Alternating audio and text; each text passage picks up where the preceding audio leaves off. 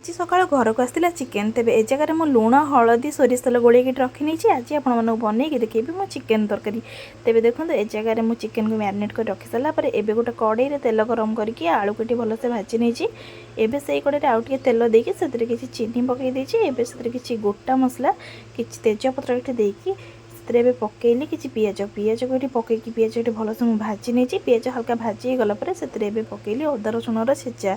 ताकू भी भलसे मिक्स कर नेला से पकईली किसी चिली पाउडर किसी हल्दी पाउडर ये पकईकी भल से मुझे गोल नहीं भाजी गलापर से पानी दे कषिदेली एवं से किसी चिकेन मसला आउ कि धनिया पाउडर पकईकी आउ कि समय कषिनेली मसला टी फिटी आसला लुण पकई देकी एवं रखि चिकेन को पकईकी चिकेन को कषिनेली पाखापाखि 20 मिनट पर चिकेन कषिला से पकईली आलू एवं आलू को भी किसी समय कषिदेला से झोल मुझे पानी दे देती झोल फुटीगला गरम मसला और धनिया पत्र देकर रेडी कर चिकेन तरकारी।